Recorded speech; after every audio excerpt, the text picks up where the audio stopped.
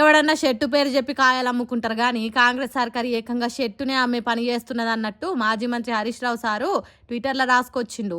CM Revanth Reddy చదువును develop చేసేటోడే అయితే పిల్లల బ్రేక్ఫాస్ట్ బంద్ చేస్తాడా? పోయిన సర్కారు ముఖ్యమంత్రి అల్పాహారం పథకం అనే పథకం ఒకటి చురువు చేసింది, కానీ దానికి పైకం లేదు, పైసలు లేవు అని చెప్పి బడ్జెట్ లేదు కాబట్టి ముఖ్యమంత్రి అల్పాహారం ముఖ్యమైనది ఏం కాదన్నట్టు బంద్ పెట్టిండ్రు. మరి నిధులే లేనప్పుడు ముఖ్యమంత్రి చదువు కోసం ₹1 ఖర్చు చేసుడేంది? పిల్లల నోర్లు కొట్టి పెద్దలు బొజ్జలు పెంచుకునే ఉపాయం కాదా ఇది?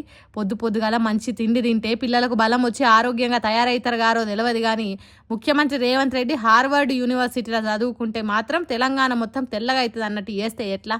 హాస్టళ్లలో పిల్లలకు కడుపు నిండా తిండి దొరకది, ఒకవేళ దొరికినా ఫుడ్ పాయిజన్లు అయి దవాఖాన పాలవుతున్నారు. సీఎం రేవంత్ రెడ్డి తీరుకు తెలంగాణ చదువులు ట్యూబ్ లైట్ల తీరుగా డూమ్ లైట్ల తిరిగి వెళ్ళిపోతున్నాయి. నిధుల కొరత అని నీలుక్కుంటేనే నీళ్ళ తిరగ పైసలు ఖర్చు చేసుడేంది అన్నట్టు గరమైండు మాజీ మంత్రి హరీష్ రావు సారు. పిల్లల బ్రేక్ఫాస్ట్కు బ్రేకులేసి మీరు మాత్రం టూర్లకు పోయి వచ్చినట్టు విదేశాలలో చదువుతున్నారు, మహా గొప్ప గవర్నమెంట్ ఇది అన్నట్టు ఎద్దేవా చేసిండు.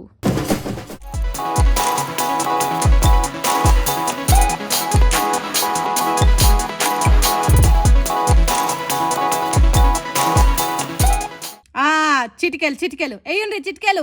భారీ నుంచి అతి భారీ ప్రాజెక్టు ప్రారంభించిండు కదా కేంద్ర మంత్రి కిషన్ రెడ్డి సారు, అందుకే చిటికెలు వేయండి. మరి సార్తో మామూలుగా ఉండదు ఎవ్వరము. కరోనా కాలంలో అందరు అన్నదానాలు అంబులెన్స్ల దానాలు చేస్తే కేంద్ర మంత్రి కిషన్ రెడ్డి సారు కురుకురే ప్యాకెట్లు వంచిండు. హాగో గదే పరంపరను కొనసాగిస్తున్నాడు. సనత్ నగర్ నియోజకవర్గం బన్సీలాల్ పేట అనే డివిజన్ నెహ్రూ నగర్లో ఇగో ఈ 2 నల్లాలకు ప్రారంభోత్సవం చేసిండు. చూడుండ్రి కులాయిలకు పూలదండలు ఇట్లేసిండ్రో, ఎంత కష్టపడి కేంద్రం నుంచి నిధులు వచ్చేటట్టు చేసిండో. మన ప్రధాని నరేంద్ర మోదీ సార్ ఆఫీస్కు ఎన్నిసార్లు తిరిగిండో ఈ నల్లాలు ప్రారంభం కానీకే. ఏ రాష్ట్రంలో ఇంత మంచిగా లేవు కావచ్చు నల్లా కలెక్షన్లు.